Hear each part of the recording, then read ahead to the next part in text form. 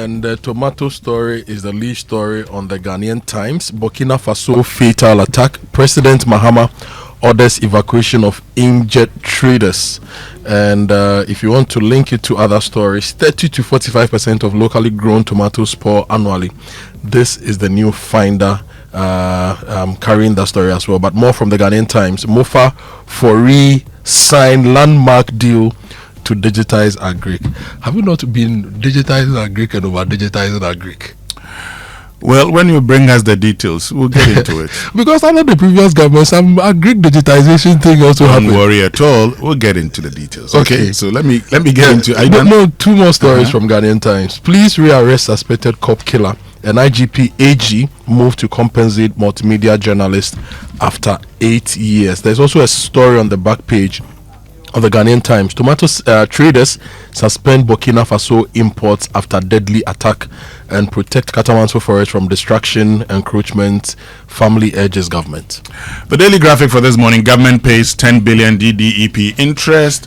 Victims of jihadist attack expected to be evacuated, and Trade Ministry seeks strategic investor to revive Commander Sugar Factory. And double AAG, that's double AG, demands clarity over billboard demolition exercise. Back page of the Daily Graphic: Nalirugu residents welcome lifting of curfew. A new Hajj village to be completed end of year. Ghana Airport Company Limited. The new finder: bond market activity turnover drops to 2.27 billion Ghana cedis. Trade and tourism ministers push Fugu industry expansion, and youth underemployment providing temporary relief for Ghana's economy. This is labor experts. And 30 to 45% of locally grown tomatoes spoil annually. Sad one. The news center for this morning: customer experience is topmost priority. Through better customer insights in 2026, MTN Ghana CEO, suspected killer of police officer at Zebula arrested, and 100 billion pension assets now investable. Dr. Siama. Cocoa price cuts highlight need for processing. President Mahama. And Goldfields Ghana's community investment hits $109.92 million. Gold Board suspends new gold buying licenses applications. The Ghanaian Point: I'm a cocoa farmer too. Price cuts affect me. This is President Mahama. There are people who are saying that price cuts don't really affect him because cocoa is not his main business. And so if you read some of the comments on social media, but others are also saying that yes, because he's a cocoa farmer, he knows what he's doing, and so we should give him some time to fix the cocoa sector with his government.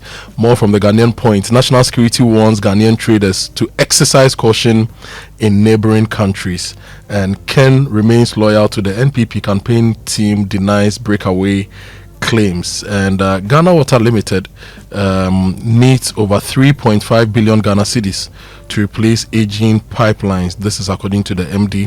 He spoke on the Super Morning Show yesterday. And public lands under tight control. Thousands of leases revoked amid major government reforms. Winston. So the new publisher says Ken not left NPP spokesperson, and cocoa price reduction mid-season is illegal. Apenyo marking demands reversal. Cocoa Board cut salaries, spending amid public outcry, and Fifi Kwete goes hard on appointees who want party positions in addition. Afenyo is also on the front page of the Ghanaian publisher. Cocoa price reduction, Afenyo marking demands reversal, and Burkina killings in Team Fojo calls for swift action. Gold Board halts selected gold buying license, and murder suspect rearrested. This is in relation to the Kariminga barrier attack. The Economy Times says bank lending rates fall in response to latest BOG benchmark interest rate cut. Renewed leadership spearheads sprinter pace reform agenda at Energy Commission, and GCB Bank prepares to launch non-interest banking window as board embarks on partnership visit to IIFM. All on the front page, and talks about Elom goes to his maker, may he keep resting in perfect peace. So at the back page you find the final funeral rites of Edward Elom Deseu. Now I'll bring the final newspaper for the morning. It's the Insight newspaper. Mahama speaks on reparations for Africans SMG condemns failed coup plot in Burkina Faso, blames foreign links as it welcomes extradition of Damiba. And Hamas reaffirms support for Iran as possible U.S. aggression looms. You know, yesterday the Strait of Hormuz was temporarily closed to traffic. Yeah. And it also attracted a lot of concern because that's also one of the main routes for global oil from that side of the world. But let's keep watching what's happening with Iran and the US. If it escalates, maybe oil prices will go up, and then we Ghanaians will suffer. Yes, we would suffer. We would suffer. That's why oil prices there. I don't like it when it goes up. Now, final story from the Insight newspaper. Volta region, rice farmers risk losing investments over lack of buyers. So you see, we are talking about cocoa, right? But the whole agric sector is struggling. Like, agric is struggling and crumbling. I'll give you examples. Cocoa farmers, price issues, cashew, eboboba, shea nuts. This Burkina Faso issues and traders' inability to go to Burkina Faso, it will affect the volume of shea nuts we see in the country, because what we pick here is always supplemented by shea nuts from Burkina. Rice farmers, over the past 1 year, they've been crying. There's a lot of paddy locked in warehouses. Maize is something that we've discussed consistently. They've also been crying. Look, the key, maize is the most consumed grain in the country, followed by rice, followed by soya. These three are all in crisis. Now, if the farmers continue to struggle and they don't recoup their investments, they will not be able to farm in the coming season. Our food production will drop. We'll keep encouraging exports, and gradually we will kill the productive capacity of our farmers. Okay, beg your pardon. Kojo, one of the challenges with an appreciating currency also is that imports become cheaper. And so today, even when the yellow maize that we use in mixing feed, as a part of our pig feed, you get people importing them from Argentina, which is cheaper than buying them locally. But why is it cheaper? Because our cost of production is always high. They can afford, because even when it's imported into the country, it's so cheaper than ours. Now, as the reason I have said this over and over again before we get into the online news review, part of our problem is that whenever we've had the opportunity to even support farmers, we have created schemes that do not, in reality, support farmers. Like we are still digitizing agric. Look, we have been digitizing agric. How own data do we have? How do we make database decisions? Yeah. How come the MasterCard Foundation is able to support more farmers, and you can see the evidence, than many of these government programs that we run? It's a big problem, Winston. Anyway, it's a big problem. And look, even if that material commodity is cheaper in other places, you can use import restrictions and quotas to manage what comes in so that your farmers can still sell. Yeah. Because a lot of these farmers also bought their inputs at a time when input prices were way higher. So you need to have a strategy to balance the equation and ensure that you protect your farmers. Do you think Trump will allow cheaper imports to affect American farmers? Or you think, what's the Chinese premier's name? Xi Jinping. Xi Jinping will allow any imports to come and destroy the gains they've made? We need to be smarter as a country. And we need to protect. And this is the foundational element of our country. Agric is the foundational structure upon which we build our country. And if you go to My Joy Online, government summons Russian ambassador over viral nude leak scandal. Russia denies link to supposed Russian in Ghana viral sex scandal. And reset means business as usual must end, starting from the NDC. This is Fifi Kwete. And he says his political ambition can die, but Ghana must rise. Now, Mahama orders air evacuation of injured Ghanaians from Burkina Faso. And state initiates compensation talks in Latif Idrissi police brutality case after 8 years. Now, national service authorities assuring service personnel of prompt payments of outstanding allowances, and illegal connections cost Ghana Water Company Limited 8.6 million Ghana cedis between August and December 2025. So those are stories on My Joy Online. Let me take you to citynewsroom.com. Government settles 10 billion Ghana cedi interest under DDEP. Car buyers reassess used imports as Chinese brands compete on price.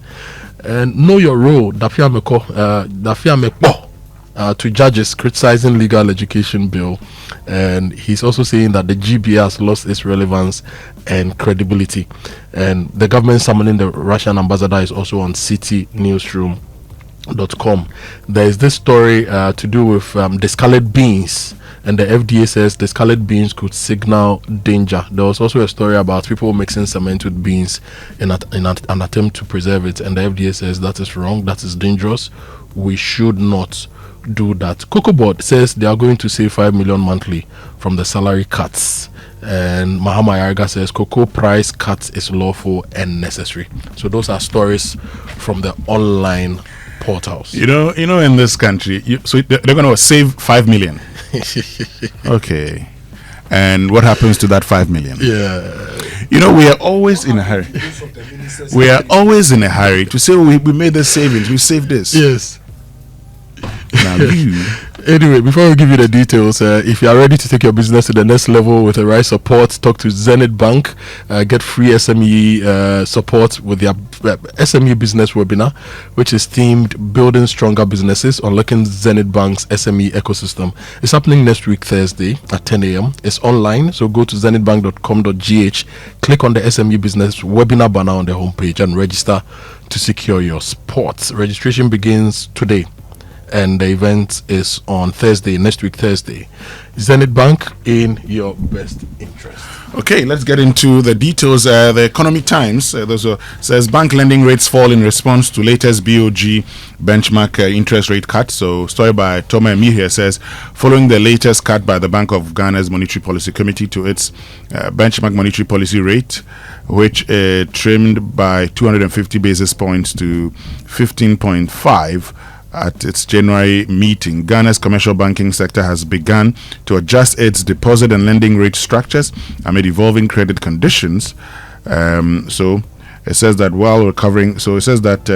responding to the fall in the benchmark rates, Ghana's commercial lenders have begun adjusting their interest rate schedules, particularly for variable rate loan customers.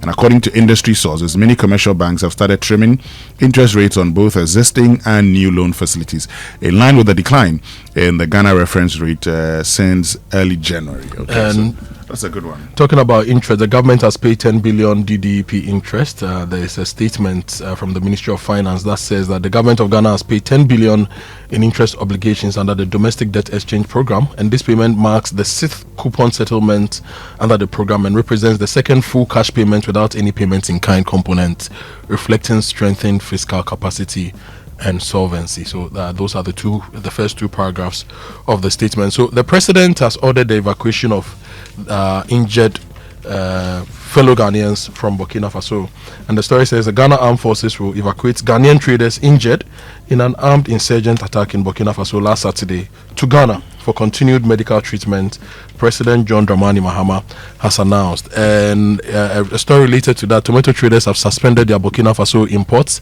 and the Ghana National Tomato Traders and Transporters Association has announced the suspension of tomato imports from Burkina Faso following the killing of Ghanaian traders in an armed attack. The incident occurred in Titao on Saturday while the traders were transporting tomatoes to Ghana, and the attack has heightened concerns about the safety of cross-border trade along the Burkina Faso corridor. So if you are not importing tomatoes from Burkina Faso now, how are we going to get tomatoes to eat as a country? We'll talk about that later on the show. But victims of jihadist attack expected to be evacuated is in the Daily Graphic. We're told that Ghanaian victims of last Saturday's terrorist attack in Burkina Faso were evacuated to the country yesterday. Okay. So the graphic story is a bit late. Yeah, the Ministry of Foreign Affairs has reviewed this story. Followed assessment by relevant authorities acting on instructions of President Mahama, and the exercise was to be carried out by the Ghana Air Force last night on the instructions of President Mahama and with competent medical consultations. The government of Ghana has decided to immediately conduct medical evacuation by air of all Ghanaian victims in Burkina Faso, a statement issued by the Ministry of Foreign Affairs said, and a further review that the death toll of Ghanaian tomato traders killed by the jihadists was now 8. Initially 7 members of the Ghana National Tomato Traders and Transporters Association who were engaged in lawful trading activities in Tetao area and northern province of Burkina Faso were attacked and killed by the terrorists. The latest victim, also a member of the association, was one of the 4 Ghanaians who sustained serious injuries and were receiving medical treatment before succumbing, the statement said. There are 2 stories on page 5 of the Finder that I want to highlight. EPA seizes 14 containers of illegal mining machines at Tema Port. So some people managed to conceal chamfans and other things in Aboboya and other machines at the ports. And through the EPA's investigation, they've been able to seize 14 containers of these illegal mining machines at the ports. And I think this is great, because if they had gotten into the system, more destruction would have happened because of these machines. And there's another feel-good story. The police have returned 85,000 Ghana cedis found on the Techiman-Kumasi highway. So some people found a bag containing money. They took it to the police in Techiman. The bag had a phone number and a name. So the police called the person. It was a trader in Kumasi who was receiving 85,000 Ghana cedis from his business partners from Wa. So the money was in a truck and it fell off. And the police traced this person and gave him all his 85,000 Ghana cedis without a cedi being missing.